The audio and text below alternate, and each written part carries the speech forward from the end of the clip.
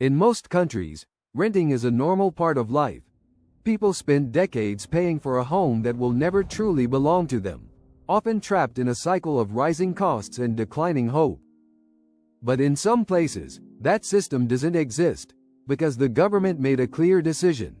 Housing should not be a privilege, but a right, and people should own the homes they live in. Welcome to Luxembourg, a small European country where over 75% of citizens are homeowners, and renting is increasingly rare, especially among young people. Here, buying a home isn't just for the rich. It's made possible through low-interest government-backed loans, housing subsidies, and strict regulations on real estate pricing.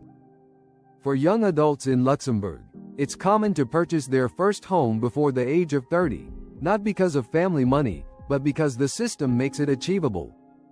But Luxembourg isn't the only country doing this. Just look at Singapore, where more than 90% of the population owns their home, thanks to one of the most structured housing systems in the world.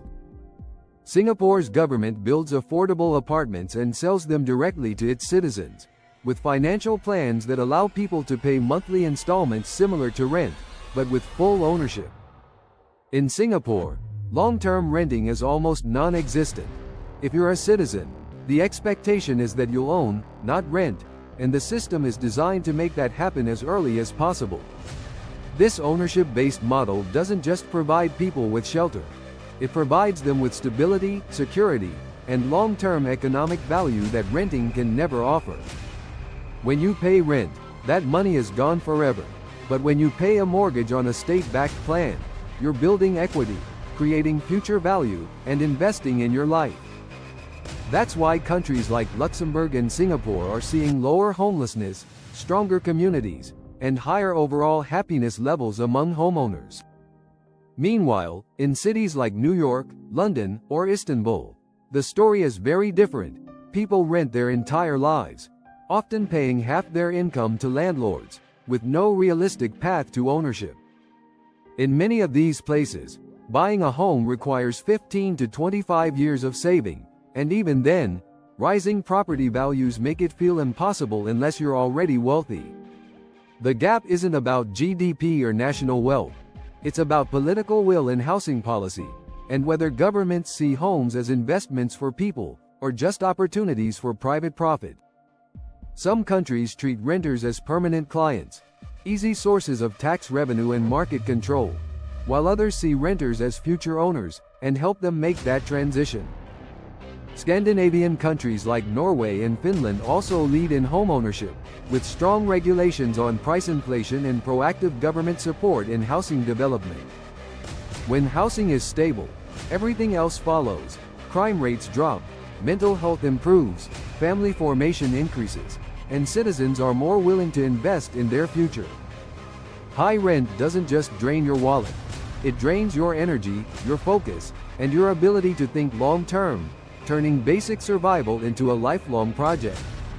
That's why countries that prioritize ownership see their citizens thrive, not just financially, but socially, emotionally, and generationally. And when homeownership becomes common, society becomes more equal, because wealth isn't limited to those who inherit it, it's created through access, policy, and vision.